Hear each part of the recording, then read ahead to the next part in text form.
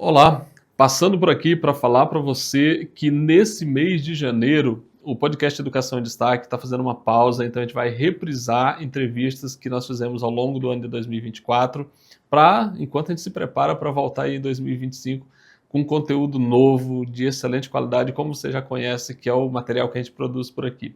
E hoje nós começamos apresentando uma entrevista do professor, psicanalista João Paulino, que gravou com a gente, a entrevista muito vista, muito comentada, mas, infelizmente, o professor João Paulino já não se encontra mais entre nós, ele já está em outro plano, ele fez a sua passagem, e a gente presta essa homenagem, portanto, ao professor João Paulino, abrindo esse período agora de janeiro, com essas reprises de entrevista, apresentando essa conversa com ele. E aí, nas próximas semanas, nós teremos aqui outras entrevistas com convidados muito especiais que passaram por aqui.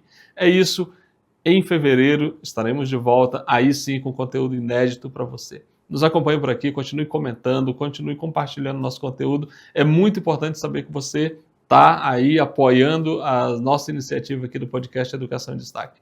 Muito obrigado, fique agora com essa homenagem que nós prestamos ao professor João Paulino. E como eu disse, ao longo do mês de janeiro, você vai acompanhar aqui entrevistas que nós produzimos ao longo do ano de 2024. Muito obrigado.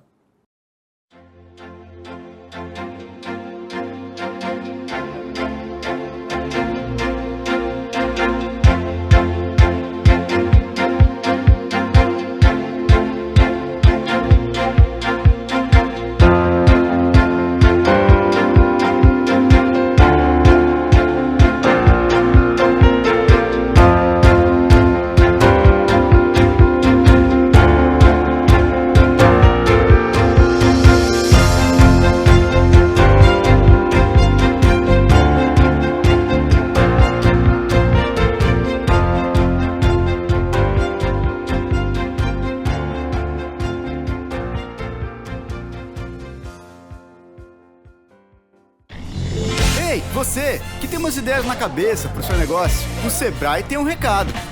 Ei, ei, estamos aí pro que der e vier. Ei, ei, Estamos aí. pro que der e vier. Estamos aí pelo site, pelo app, pelo zap, pelo 0800 e estamos aí também pessoalmente. Sempre que quiser trocar umas ideias sobre o seu negócio, conte com a gente. Precisou? Estamos aí pro que der e vier. Sebrae. Olá, seja muito bem-vinda, seja muito bem-vindo. Eu sou Francisco Domingos e você está no podcast Educação em Destaque. É o seu programa sobre educação produzido aqui em Brasília. O podcast Educação em Destaque, como você sabe, é uma produção de Destaque 61, assessoria e consultoria em educação e comunicação. Mas esse programa não seria possível sem o apoio dos nossos parceiros. Eu faço questão de registrar aqui o apoio do ATENS, Sindicato Nacional, que é o Sindicato Nacional dos Técnicos de Nível Superior das IFES. Temos também o apoio do PROIFES Federação, Federação de Sindicatos de Professores de Universidades e Institutos Federais. Temos também o apoio do SIMPRO-DF, Sindicato dos Professores aqui da Rede Pública do Distrito Federal. E ainda o apoio do SIMPROEP, Sindicato dos Professores da Rede Particular do Distrito Federal. Temos o apoio ainda da CNTE, Confederação Nacional dos Trabalhadores em Educação, e o apoio da CONTER, Confederação Nacional dos Trabalhadores em Estabelecimento de Ensino. E temos ainda o apoio da Clínica Saberes Neuropsico aqui do Distrito Federal. E hoje nós temos uma entrevista, a exemplo das outras, com convidados muito especiais que já passaram por aqui. Hoje nós temos um convidado para lá de especial. Ele tem um trabalho aqui no Distrito Federal, mas ele veio de São Paulo para Brasília, ele vai contar essa história para a gente. Ele é eternamente educador, ele vai explicar todas as faculdades que já fez, é uma longa história e certamente vai estimular muita gente. Então eu tenho aqui ao meu lado o professor João Paulino, que, além de professor, atualmente ele é um psicanalista com uma vasta clientela, por dizer assim, mas na verdade a gente não chama de cliente, chama de pacientes que recebem aí os cuidados do professor João Paulino. Então, professor João Paulino, seja muito bem-vindo, obrigado por estar aqui no nosso programa.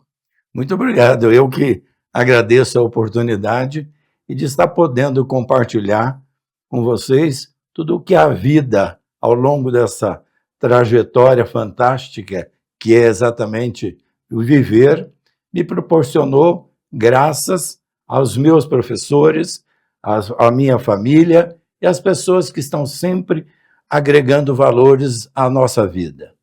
É isso aí. Professor João Paulino, a gente começa a nossa conversa aqui sempre lembrando aquele quadro, né, que todo mundo fez lá na escola, ali nos anos iniciais do ensino fundamental, que é a lembrança escolar. Então a gente lembra qual foi a sua primeira escola, quem foi seu primeiro professor ou professora, ou seja, como é que você foi impactado por esse ambiente da escola. Então essa é a primeira pergunta. Qual foi a sua primeira escola? Onde foi? Eu sei que você veio do interior de São Paulo aqui para o Distrito Federal.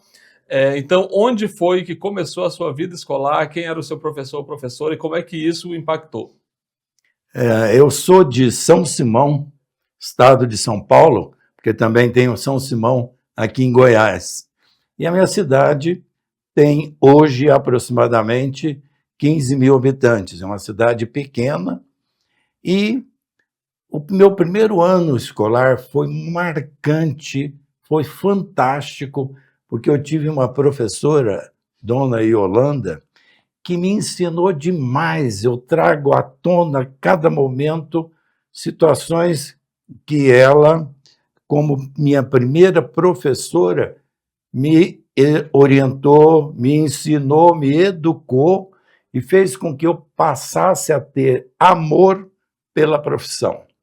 Então, o meu primeiro ano foi com a Dona Yolanda e tinha uma característica muito interessante. Ela vinha, naquela época, nós todos íamos a pé para a escola. Eu comecei o primeiro ano com 6 anos e meio. E ela passava pela rua principal e os alunos ficavam esperando. E ela, me lembro muito bem, uma sombrinha dela, uma colorida, bem colorida, e os alunos iam chegando junto, como se fosse a galinha com seus pintinhos. E chegávamos lá na escola, praticamente com uns 15 alunos, que ela ia pegando aluno por aluno, e era fantástico. E quando alguém se atrasava, perdia ali o local, né? A posição perto dela era uma briga, porque todo mundo queria ir junto com ela. Então era de uma sabedoria fantástica, me ensinou demais a como é a paixão pela educação, porque ela era apaixonada, ela vislumbrava, ela se realizava a cada encontro, a cada aula, e isso eu aprendi muito com ela e fez com que, ao longo da minha caminhada, eu escolhesse também esta profissão, porque eu estou professor há 56 anos, com maior orgulho, com maior prazer em dizer que eu estou professor. Por quê? Porque eu me realizei, me realizo e tenho certeza que continuarei me realizando como professor até o último segundo da minha vida. Depois dessa declaração assim, apaixonada pelo exercício, né, da atividade docente, o que é muito importante, porque afinal de contas a gente sabe que ser professor não tem a ver necessariamente com remuneração, porque os salários são baixíssimos, a valorização não ocorre, então é necessário que se lute para que essas coisas todas melhorem, mas que se tenha muito desejo, muita vontade de ser um instrumento de transformação da sociedade. E aqui nós temos uma declaração apaixonada do professor João Paulino em relação à sua primeira professora, Yolanda, que depois, né, certamente aí orientou o seu caminho nessa direção que ele escolheu de cursar pedagogia. Mas como eu sei que ele fez outros cursos, eu quero, professor, que você fale para a gente, para quem nos acompanha agora, como é que foi a sua chegada na universidade, quantas faculdades você fez, que foram mais... já sei que são aí pelo menos umas 3, 4, então você vai falar isso para a gente. E aí o exercício da atividade docente após essas escolhas todas que você fez aí ao longo da vida. Antes de responder a sua pergunta, eu quero complementar como é que foi esses primeiros anos, na época chamava-se grupo escolar. Todos os dias nós começávamos as atividades com um momento cívico. Todos os alunos iam para o pátio e cantava-se o hino nacional, o hino à bandeira, era um orgulho, era fantástico. Desde os 6, 7 anos, todo mundo sabia de cor o hino nacional e se sentia orgulhoso de logo cedo aprender e se sentir e ter maior prazer em vivenciar aquele momento cívico. Isso foi vital, cada vez mais. Hoje, eu continuo indo nas escolas e vejo, inclusive, os nossos atletas, muitos deles, na hora que cantam o hino nacional, ficam só balbuciando, a gente sente que não sabem cantar, não sabem a letra. Isso foi eu que faço questão de reforçar, porque é uma posição que é preciso começar a reverter, porque se logo cedo eu não aprendo a ser um bom cidadão, ter orgulho de ser brasileiro, não identificar-me através do hino, que é um símbolo e que faz com que eu comece a entender, nós estamos dificultando o nosso processo educacional. Fica o registro e fica realmente uma proposta para que repensemos a inclusão da obrigatoriedade, porque no momento nós temos tantas obrigações e uma das mais significativas, que é me auxiliar a me tornar brasileiro e sentir orgulho, nós deixamos de lado.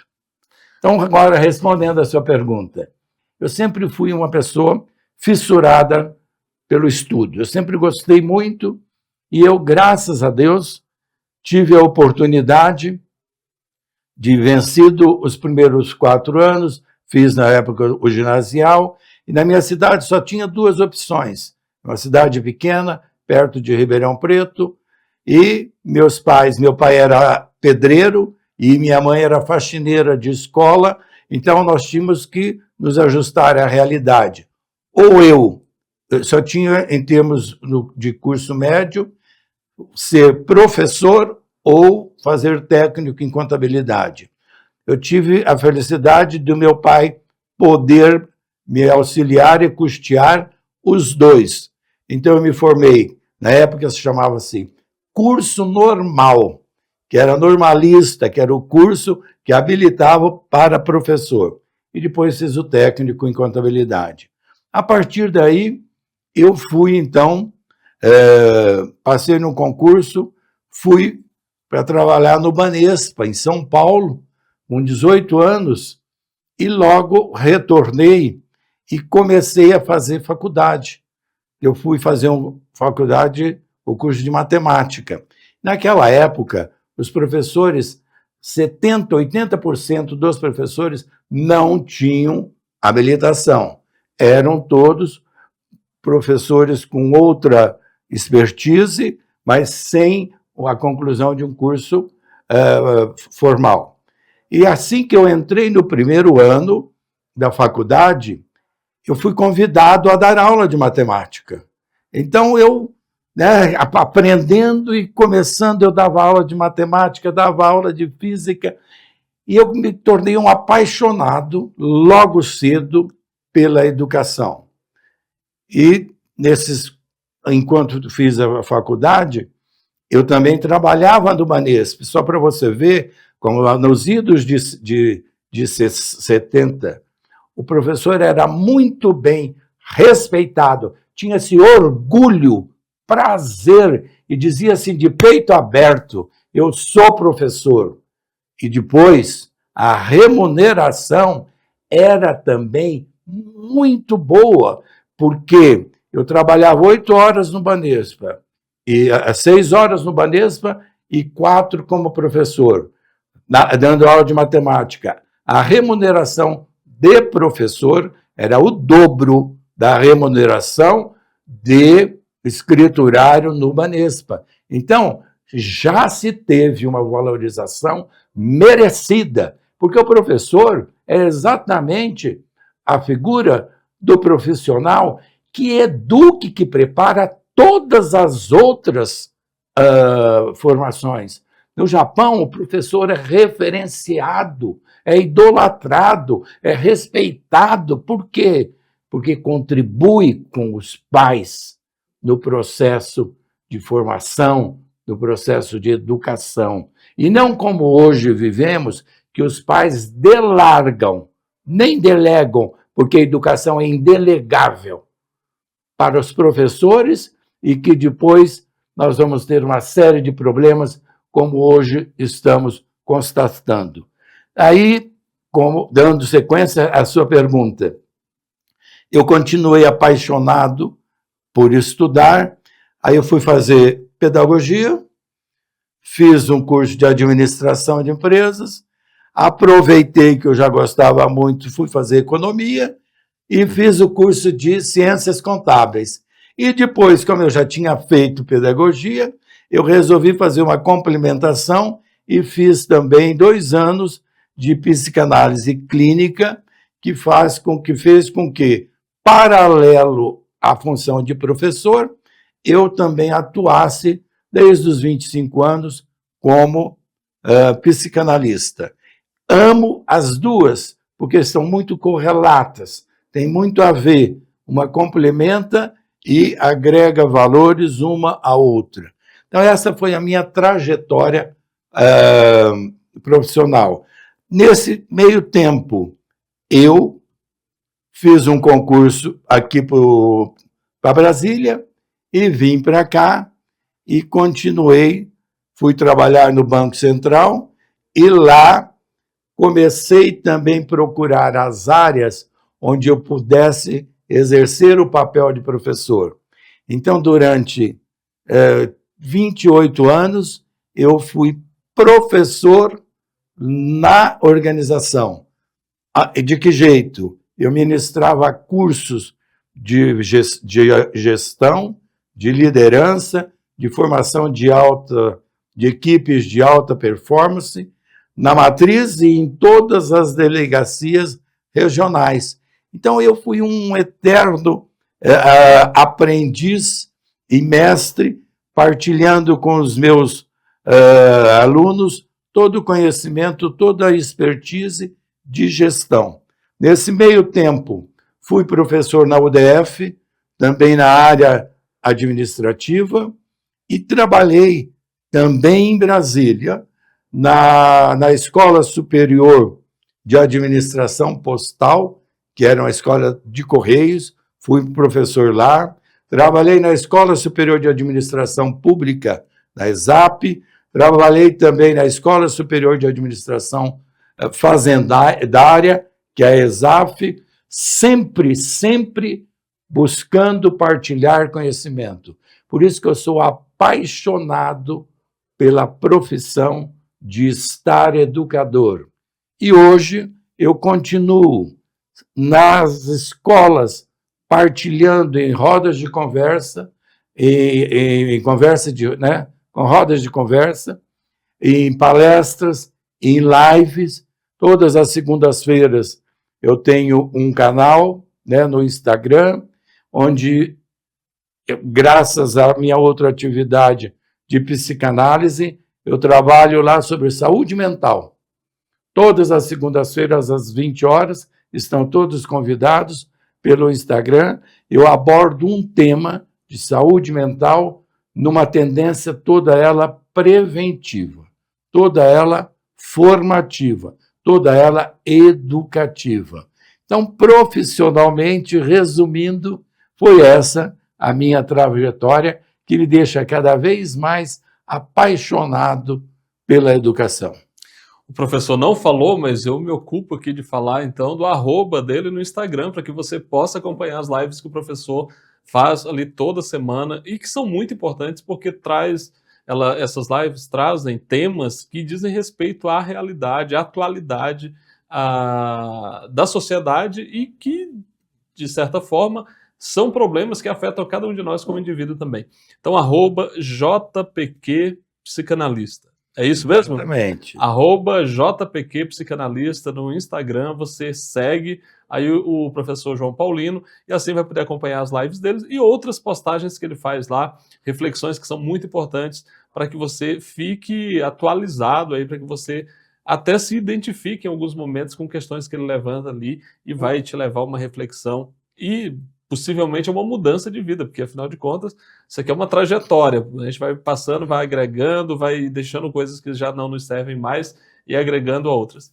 Professor, é claro que por todo esse caminho que você percorreu, dá para a gente constatar aqui, muito rapidamente, a sua presença, né, assim como que você contribuiu muito fortemente até para a formação de servidores públicos do país. Assim. O Brasil, quando você fez seu primeiro concurso lá no Banespa, para a realidade de hoje, a gente sabe que o serviço público ele foi muito melhorado, a gente tem hoje uma qualidade muito superior, e você contribuiu significativamente para isso. Eu gostaria que o senhor falasse sobre essa trajetória do ponto de vista da formação de sujeitos que prestam serviço ao público, porque o servidor público é aquele que presta um serviço ao público. Muitas vezes tem aqueles que nem se dão conta disso. Certamente são uns que não passaram pelos seus cursos, pela sua formação. Mas eu gostaria que o senhor falasse sobre isso, sobre como foi para você a experiência de formar pessoas para servir a outras pessoas. Então, essa pergunta é fantástica, porque me permite a discorrer sobre o que eu vivenciei isso na prática. Nos idos de 78, 80, quando eu peguei mais firme para trabalhar na área de serviço público, existia um mito de que a administração pública era diferente da privada, né? Isto é, o funcionário público, a administração pública é totalmente diferente. Ledo engano. A administração é uma só.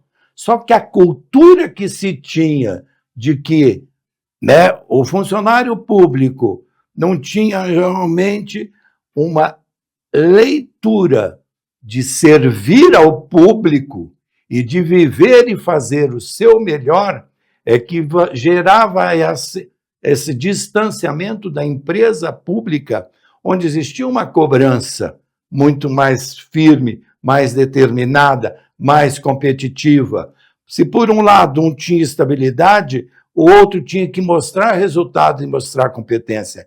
Este, sim, era um dos fatores determinantes. Então, nós começamos, né, a ênfase era, vamos mudar este paradigma, que não existe diferença. A administração é uma arte, é uma ciência que tem realmente, pouco importa se é pública, se é privada, ela tem que apresentar resultados, ela tem que atender, né, a administração, tem que atender os clientes, tem que dar resultados, porque senão não sobrevive. Então, dentro desta equação, focou-se exatamente numa mudança de paradigmas, para que passássemos a ter uma releitura de que prestar serviços na administração pública é o mesmo que prestar serviço na empresa privada.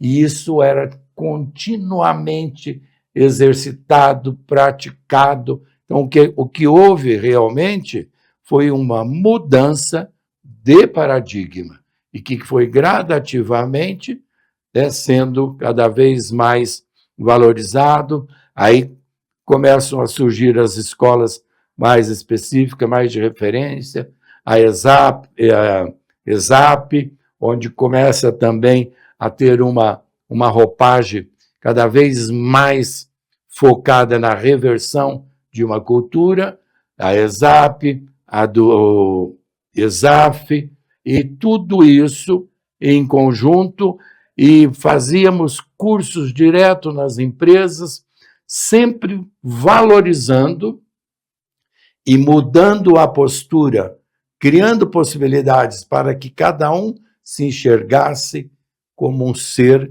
que precisava se sentir realizado na qualidade de serviços que prestava e que fornecia ao cidadão, que era, acima de tudo, o patrão e que merecia ter excelência de resultados, que até então, no início, deixava muito a desejar. O professor, ainda na primeira resposta, ele registrou para a gente o orgulho, né, de ser professor numa determinada época do país, onde a remuneração era adequada e as condições de trabalho também eram melhores do que vieram a se tornar depois. Só que é importante a gente destacar que, naquele momento, infelizmente, a educação não era para todos, né? A educação pública era para uma parte só da sociedade. Muita gente não tinha acesso, e daí a gente tinha aqueles números absurdos todos de analfabetismo, que, evidentemente, é um traço característico aí do atraso de qualquer nação, o analfabetismo. E, aos poucos, a gente foi superando isso, foi universalizando e tudo. E, professor, hoje nós temos um problema na educação, que é o seguinte: a maioria dos estados brasileiros não se dão o trabalho, por exemplo, de pagar o piso nacional, o salário que já não é extraordinário, enfim, é um piso só para os professores, e muitos estados se recusam a pagar, o que evidentemente compromete a qualidade do serviço prestado, e muitos municípios que não só não pagam o piso, como sequer, e também estados, fazem concurso para ter professores que possam trilhar uma carreira ali com começo, meio e fim, sabendo onde pode chegar e, portanto, podendo se dedicar inteiramente à docência. Como a sua experiência de alguém que trabalhou na formação de quadros para a administração pública, como é que você vê essa questão dos estados e municípios se negarem a remunerar adequadamente os professores e sequer contratá-los via concurso público, e aí fazendo os contratos precários, que a gente sabe que duram 11 meses, comprometendo de forma assim, muito séria a qualidade do serviço que é prestado? Então, você tocou realmente no assunto fantástico, que vai permitir com que eu navegue por mares turbulentos, né? Bravios. Mas eu sou corajoso para fazer essa travessia. É o fim da picada, não tem outro termo. Como é que pode você, gestor, se negar a pagar um piso salarial? Como é que podemos entender que isso ocorra, e principalmente em relação à educação? Por que o piso salarial das grandes autoridades que nós sabemos, não vamos nominar nenhuma, elas são ultrapassadas o tempo todo e não se consegue pagar na educação nem o mínimo exigido? Ora, simplesmente não dá para ter dois pesos e duas medidas. Ou existem órgãos competentes para fazer exatamente essa checagem. Por que não fazem? Porque também não cumprem os seus papéis. Porque se existem órgãos controladores, não era para ocorrer situações desse tipo. Enquanto não assumirmos que é preciso que todos nós vestimos uma roupagem de administrar com seriedade, com firmeza, nós vamos ficar de faz de conta. Então, existem leis, mas não são cumpridas. Precisa ver se essa lei pega, precisa ver, mas não é para cumprir. Agora há pouco tempo nós tivemos aí uma situação que eu não vou explicitar normalmente, mas vamos aprovar não sei o que tem para perdoar todos os equívocos de que uma situação XYZ já aconteceu, fez errado, mas tudo bem. Não pode. E são órgãos que realmente gerenciam e que normatizam todas o país. Não dá para entender como nós não crescemos ainda para fazermos primeiro nos respeitarmos. Nós, órgãos públicos, temos que fazer com que as nossas leis, as nossas diretrizes sejam efetivamente cumpridas. Não tem como, não tem porquê. Então, o que acontece? E aí vou pegar um exemplo de uma situação que eu vivenciei há pouco tempo e que me deixou muito, mas muito assim, triste pelo resultado. Eu participei de um trabalho, porque lá hoje, no estado de São Paulo, existe essa política, aqui em Brasília também, isso varia de estado para estado, tem uma disciplina que chama-se Projeto de Vida. Então, numa escola lá em São Simão, onde, inclusive, eu fiz o meu primeiro ano lá de escola, depois me lembra que eu tenho um feito que eu preciso registrar, e que a diretora me convidou, e eu faço isso com muito orgulho na minha cidade, sempre que eu vou lá nos colégios, dar palestras sobre projeto de vida. E eu fiz isso durante vários encontros, e aí, no final do ano passado, nós fomos fazer o fechamento, e tinham 80 crianças numa faixa de 10 a 12 anos, e aí nós simulamos uma situação bem prática, onde cada um escreveu num tijolo qual a profissão, né, que, uma vez que tinham cursado aquela disciplina, gostariam de fazer, né, gostariam de seguir. E eu fiquei estarrecido, mas estarrecido e triste, que de 80 crianças, nenhum disse que queria ser professor. E sabe a maioria? Jogador de futebol, youtuber, influencer, médicos, muito poucos, odontologistas, muito poucos, área de saúde, muito poucos. De 80, nenhum disse que queria ser professor. Isso é um retrato do que nós estamos fazendo com o nosso ensino no país. Não é possível. Como é que vai acontecer daqui 10 anos, daqui 15 anos, nossos filhos, nossos netos serão educados por quem? Se nós não investirmos e fazermos essa reversão que já está atrasada, é preciso aprender a valorizar a educação. É preciso entender que educação é uma tríade.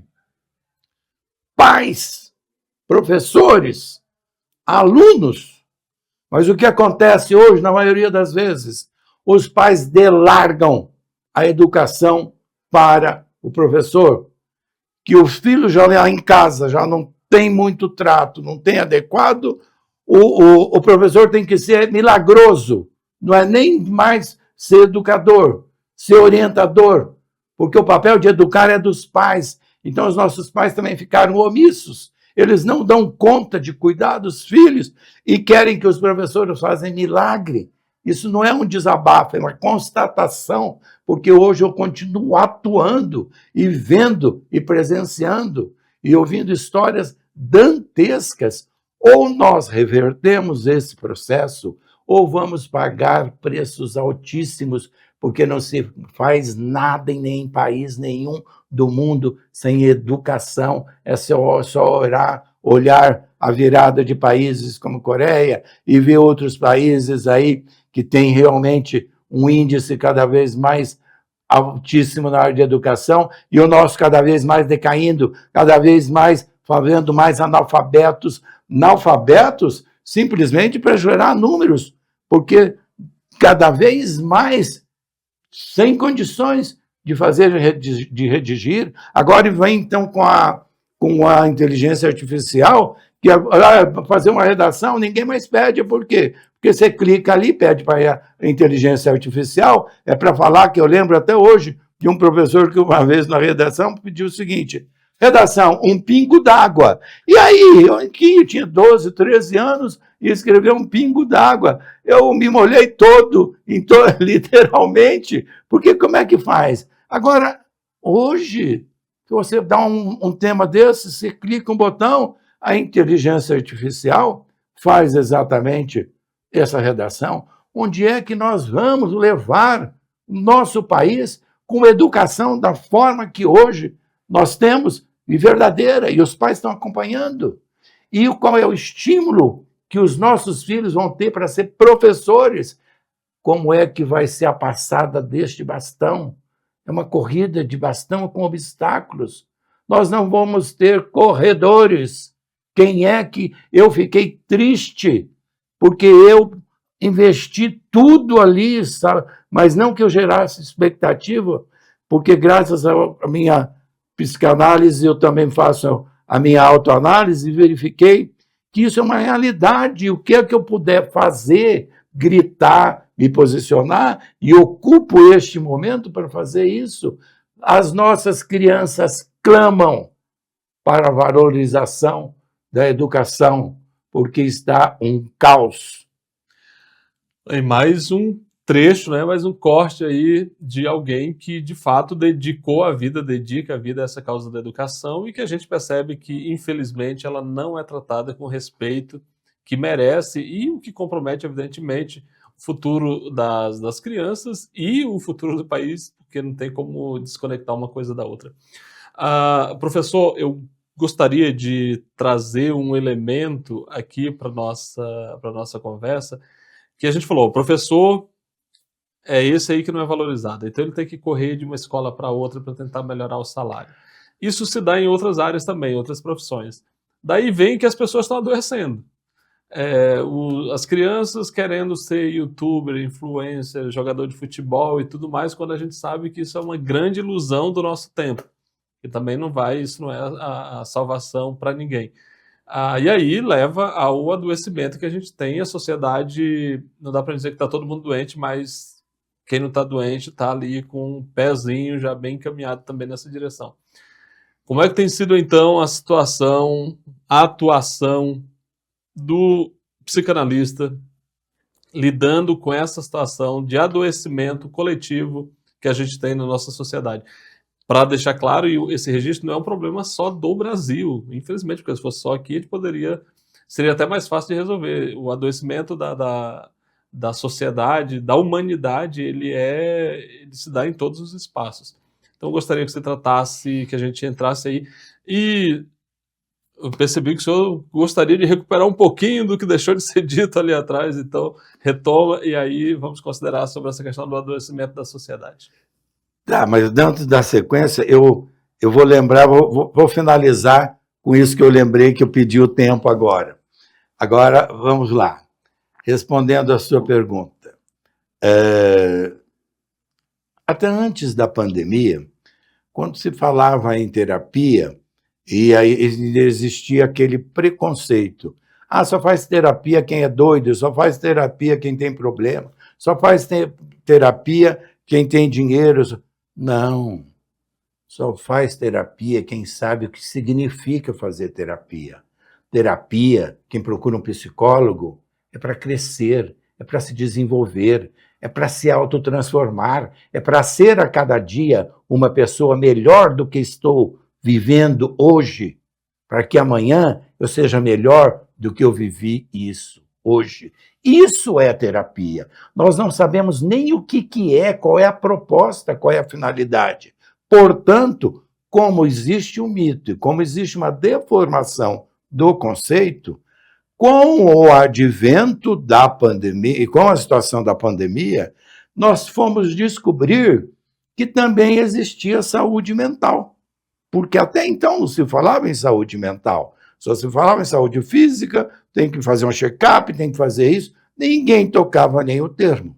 Então, quando surgiu a pandemia, que tivemos que ficar reclusos, etc, etc e tal, o que houve? Eclodiu, né, a saúde mental. Os professores tiveram que recriar as suas práticas metodológicas, muitos nem sabiam usar celular, foram obrigados a fazer uma adaptação, porque os nossos alunos ficavam em casa e nós tínhamos que dar sequência a um processo que durou praticamente 2 anos e todos foram competentes dentro do ritmo de cada um em desenvolverem essa expertise. E que eu digo, fazendo um parênteses aqui, é preciso entender que aquela época onde eu aprendi no quadro negro não existe mais. Agora é o celular. Não adianta eu querer dizer proibido. Ninguém está dizendo que é bom ou que é ruim. É o que acontece com a faca. A faca é um instrumento. Se bem utilizado, ótimo. Se mal utilizado, dá problema. Assim é o celular. Nós precisamos educar os nossos filhos para bem utilizá-lo. Este, sim, é o grande problema em relação a isso. Por quê? Porque eles não vão mais passar o que eu passei, que o professor escrevia o quadro, a lição na lousa, porque não existia livro. Os livros eram só na biblioteca e não tinha livro como todo mundo tem hoje. Mas mudou, o tempo é outro. Hoje já estão, os livros são digitais, são e-books. E nós, muitas vezes, professores, não estamos preparados para essa virada. Nós simplesmente não sabemos. E também o Ministério da Educação não se ateve, pelo menos até onde eu sei, de fazer, de repassar. Como é que nós vamos educar os nossos alunos a fazerem, a transferirem o recurso que era o quadro negro para o celular? É um grande desafio? É. Você tem a solução, Paulino? Não, mas é uma realidade. Não adianta ficar proibindo. Se a criança já acorda com o celular, vive o celular, trabalha com o celular, você que é gente grande faz o mesmo.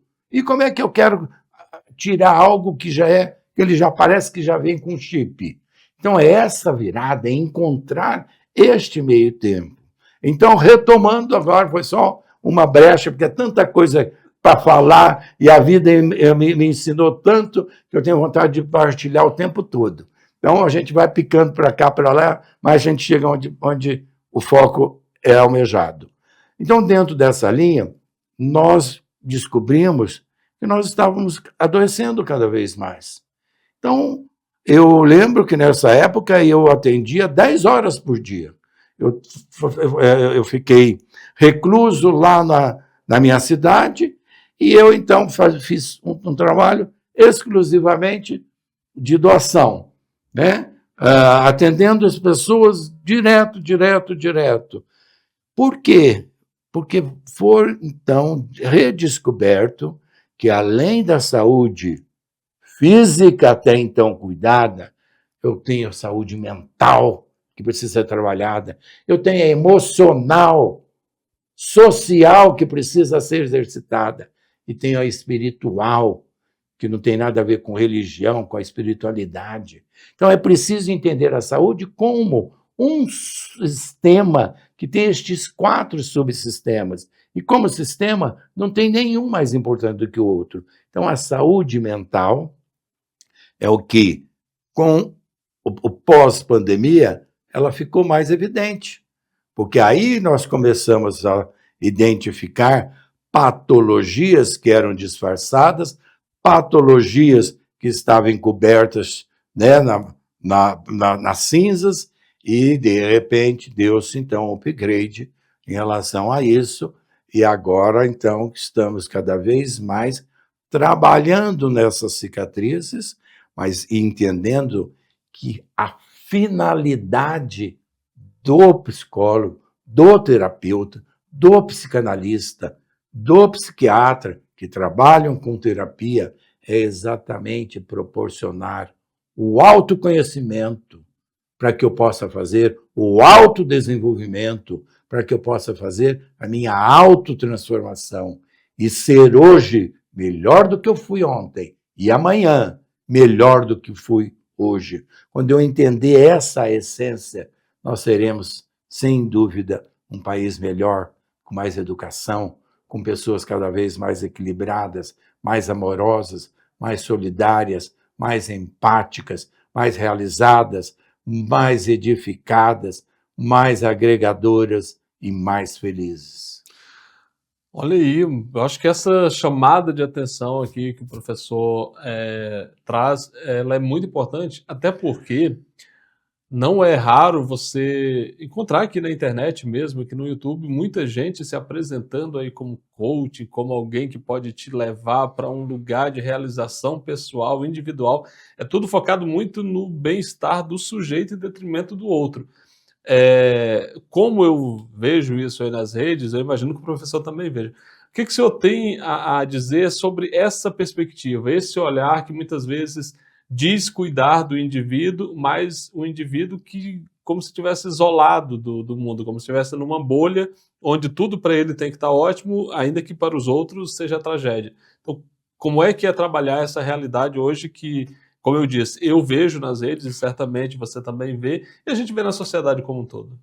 Então, eu, até para não nominar, porque vai gerando antipatias das mais diversas, e eu já tenho muitas, que eu tenho que administrá-las, porque o bom da idade é que você vai pegando um pouco mais de sabedoria com experiência e você vai falando mais à vontade aquilo que a vida te ensinou e que você é obrigado para contribuir. Então, eu vejo, porque eu participei também de muitas situações de modismo, nós temos muito modismo que simplifica o processo. Você não olha para uma semente de jabuticaba e diz para ela, plim, e você vira um pé de jabuticaba e que vai dar jabuticaba daqui 3 meses. Existe um processo de maturação, tem que ser respeitado cada fase, é preciso cavar um buraco, plantar a semente, aguar, cuidar, zelar. Depois, no tempo certo, no tempo dela, ela vai se desenvolver. E você precisa fazer podas, e você precisa proteger. No tempo certo, ela vai crescer. No tempo certo, ela vai florir. No tempo certo, ela vai frutificar. No tempo certo, você fará a colheita. Isso ocorre, Francisco, e tem ocorrido com muitos modismos, que se faça um curso 40 horas, 50 horas, 80 horas, e faz plim na semente de jabuticaba, e o cara já vai dar jabuticaba logo que sai dali. Então, esta é uma avaliação que eu faço em muitos desses modismos e que é preciso estar atento, é preciso verificar, é preciso checar, é preciso acompanhar, ser mais antenado, plugado, conectado com as escolhas, com as decisões. Senão, vamos continuar comendo gato por lebre, que é um chavão que dizia antigamente, lá na minha terra. Professor, nas suas lives e nas suas reflexões ali nas redes, sobretudo no Instagram, que a gente já passou aqui, mas vou repetir para você que está nos acompanhando aí, que não pegou antes, para seguir o professor João Paulino, você vai no @jpqpsicanalista.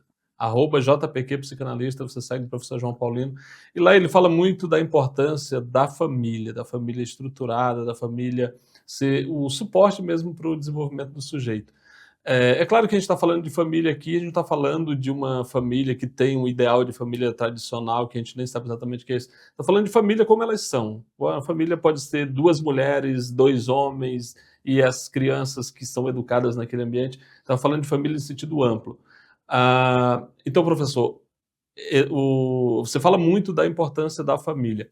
Eu gostaria que você deixasse aqui também uma reflexão sobre a importância da família como suporte para o desenvolvimento da criança na escola, né? Porque o senhor já até pontuou aqui em 2 momentos, quer dizer, os pais hoje estão jogando, muitos, né, fazem isso, jogam os filhos para a escola e querem resultados que eles mesmos não sabem o que querem.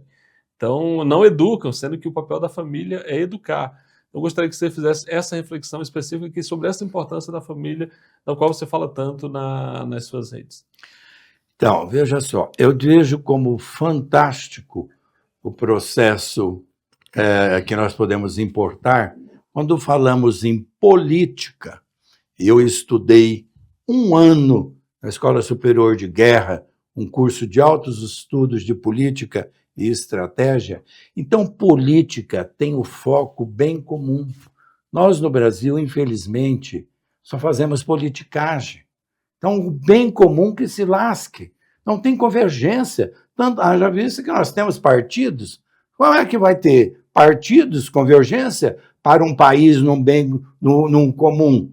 Não, parece que é cabo de guerra. É uma dissonância, uma discordância. E o mesmo vale para as famílias. Trazendo isso para o nosso contexto e respondendo a tua pergunta, é preciso que a família tenha um foco na educação dos seus filhos, pais, mães, ou mães duplicata, pais em duplicatas, não importa a constituição, não é esse o foco. O foco é que como nós vamos fazer para construir um ser que precisa diuturnamente de orientação, de apoio, de acolhida, de carinho, ouvir exatamente o que precisa. E aí eu retorno lá no meu primeiro ano, como eu disse a você que eu aprendi muito, para trazer um exemplo de lá, da minha professora do primeiro ano, dona Yolanda Jorge, que ela fazia o seguinte, e que cabe muito bem hoje e te responde bem. Tudo que ela falava, os nossos pais eram analfabetos, mas tudo que ela ensinava lá, ela pedia que o filho repassasse para os pais e transmitisse. Por quê?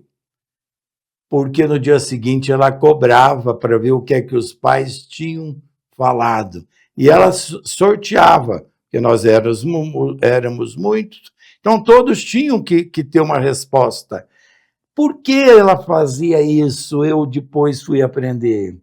Porque ela queria que os alunos dessem, não ficassem tipo repertório de conhecimento e de informação, mas que fizesse a essência da educação, que era a transferência.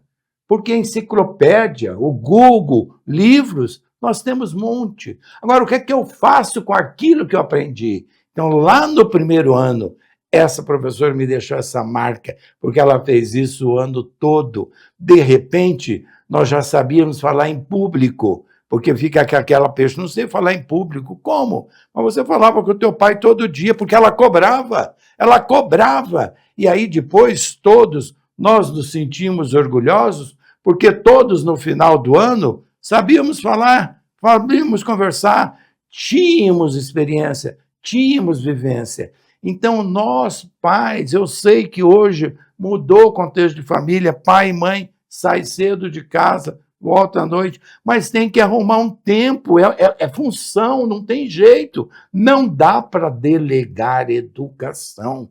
O professor só vai fazer processo ensino-aprendizado. Não é função dele educar, não. Ele, por tabela, também faz através do processo ensino-aprendizado. Mas é preciso tornar isso claro. É papel dos pais o processo de educar, de formar, porque nós pais somos modelos, somos referências. O que a gente ouvia e até ouve hoje? Paulino, você escarrar do seu pai. Lógico, ainda bem que é o meu pai, que eu tenho que aprender os modelos com ele. Ah, você é escarrado sua mãe. Isso, que bom. Por quê? Porque eu aprendo aquilo que eu vejo, eu aprendo aquilo que eu convivi, mas não é possível, é igualzinho assim. Por quê? Porque é assim também a forma como empreende. Agora, como é que teu filho faz, repetindo muitas vezes o teu comportamento? Se é de omisso, ele vai ficar omisso. Se é atuante, ele vai ficar atuante. E depois nós vamos ter dificuldades para reverter estes hábitos, estes comportamentos que começam a ficar cada vez mais enraizados e viram paradigmas e vão ficando cada vez mais difíceis, embora a psicanálise ensina que é possível sempre alterar, sempre mudar, sempre ressignificar, mas, já sabendo disso, vamos corrigir aqui logo no nascedouro. Então, nós, pais, precisamos atuar juntamente com os professores e utilizar cada vez mais este recurso que eu lembro que desde o meu primeiro ano de professor existia tal de reuniões de pais e mestres. Naquela época apareciam 2, 3 gatos pingados. E aí depois foram para 5 ou 8. E aí era assim realmente no começo, uma descarga. A gente só falava os defeitos dos filhos e vimos que este caminho era inadequado. Ninguém quer ouvir defeitos de filhos, mas quais soluções nós, pais, podemos encontrar junto com vocês, professores, para que nosso filho comece a ter upgrade na escala da vida? Então, como é que nós, que é um recurso até hoje utilizado, e eu vejo também muito pouco frequentado, porque os pais não confiam que este instrumento é devidamente um instrumento potente, porque é um instrumento de queixas, onde muitas vezes você, pela falta de habilidade de alguns professores, expõe os seus filhos ali. Então, é preciso revitar, ressignificar, dar um novo sentido para que os pais cheguem mais próximos dos nossos filhos. Nós temos meios, temos recursos, é preciso recriar. Isso aí, então, nós conversamos aqui com o professor João Paulino, mas ele não vai nos deixar nesse final de semana sem uma dica aqui. Então, ele está aí com o desafio de deixar uma dica, seja de um livro, seja de uma série, ou de um filme, para que você possa assistir aí junto com a sua família, com os seus filhos, e que contribua na sua formação. Então, professor João Paulino, qual a dica que você tem para a gente? Olha, eu li já há algum tempo 2 livros, vou sair um pouco fora do convencional, porque chover no mesmo não vá. Eu li um livro que é Educação Inclusiva. O título é esse, Educação Inclusiva, Práticas Pedagógicas para uma Escola Sem Exclusão. Fantástico, sensacional. A autora é Sueli Guaraci Santos Silva. Fabuloso, que recomendo para todos os professores, que faz uma inclusão como um todo. Belíssimo. E outro, que eu gostei muito, é Educar na Curiosidade. É de Catherine Leclerc, que é exatamente educar o nosso aluno a ser criativo, a explorar, a ousadia, a tomar iniciativa, que muitas vezes nós podamos quando ele sai um pouco fora do quadrado, quando ele sai da caixa, e aí vamos gerando traumas. E ao invés, aí nós vamos fazer aqueles experimentos de caixinha, de ratinho pavloviano, tem que ficar Não! É exatamente estimular a expandir, é exatamente estimular a ser curioso, a inovar. Quantos e quantos relatos eu observo, quando às vezes eu vou em escolas, falo, professor, mas eu cheguei lá, eu quis fazer isso para o meu professor, ele acabou comigo. Poxa, de repente você está acabando com a iniciativa, com a criatividade. Você tem que cultivar a superação do seu aluno. E este livro é brilhante, apaixonante. Você começa, você não quer parar, você emenda o que for preciso. Então, eu vou deixar só esses 2 livros. Se você, colega professor, lê-los, vai ser muito rico para a sua reflexão. E filmes? Ora, filmes, então, que é a minha paixão, é O Mestre com Carinho, com o Sidney Poitier, que aquilo ali é uma lavada, que cada vez que você assiste, você aprende horrores, porque a cada momento é uma percepção nova sobre todo o processo de ensino-aprendizado. Um outro brilhante, brilhante mesmo, O Poder Além da Vida. Quem não assistiu, para mim é o melhor filme que existe. Eu tenho esse negócio de melhor disso, melhor sobremesa, melhor comida, tudo bem.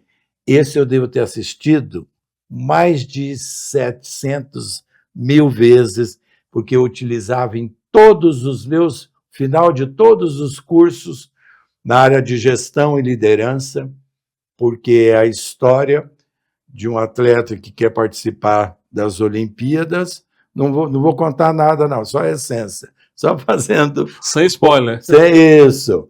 Só ele, então, encontra um mentor, entre aspas, e ele vai lapidando, vai moldando, vai trabalhando na busca contínua da autoexploração para que esse atleta se desenvolva e, diante dos problemas, das dificuldades, então, o poder além da vida é exatamente uma autotranscendência a cada barreira, a cada dificuldade, a cada problema, dizendo que você pode. Sabe que nós fazemos só 5, 8, 10% da nossa mente. Nós somos igual com celulares. Eu tenho o celular de última geração, mas eu uso o quê? 2, 3%. Por quê? Porque eu sou incompetente e me permito ficar incompetente. Mas o celular pode ir longe. Deus, o Criador, me capacitou como um ser humano ilimitado. Eu posso ir além porque o outro vai. Porque o outro tem peito, tem raça, tem coragem e vai e extrapola. É exatamente isso que eu preciso fazer e que este livro, Educar na Curiosidade, te convida a você treinar os teus alunos para ousar, para a criatividade, para ir além, para arrebentar a caixa e não ficar podando. Não, todo mundo vai depois, gradativamente, fazer as suas lapidações, só o que realmente transgredir fora de um bem comum, de uma boa convivência. Fora disso, você, professor, eduque o seu aluno a usar o seu potencial ilimitado, tomar iniciativa, ousar, ser criativo, ser atrevido no bem, e se superar e ir além. É isso, conversamos aqui com o professor João Paulino, muito obrigado pela conversa, e para você que ficou conosco até agora, muito obrigado também. Faz o seguinte, segue a gente aí nas redes sociais, compartilhe esse conteúdo, sobretudo nos seus grupos de WhatsApp, para que mais pessoas possam ter acesso a reflexões como essas que foram feitas aqui pelo professor João Paulino. E aí, você compartilhando, você vai também educando o seu entorno, o seu convívio, as pessoas com as quais você se relaciona. Aqui ao longo do programa apareceu um QR Code aí na tela, você também pode escanear esse QR Code e fazer uma contribuição aqui para o programa, né? O que você acha? Acho uma boa. Faz isso aí pra gente. Lembro mais uma vez que nós trabalhamos aqui, nós temos o apoio do SIMPRO-DF, o Sindicato dos Professores da Rede Pública aqui do Distrito Federal, do SIMPROEP, o Sindicato dos Professores da Rede Particular do Distrito Federal. Temos ainda o apoio da CNTE, Confederação Nacional dos Trabalhadores em Educação. Temos o apoio da CONTE, Confederação Nacional dos Trabalhadores em Estabelecimento de Ensino.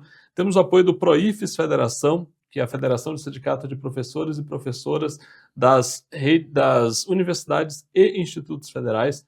Temos ainda o apoio do ATENS, Sindicato Nacional, que é o Sindicato Nacional dos Técnicos de Nível Superior das IFES, e o apoio da Clínica Saberes Neuropsico.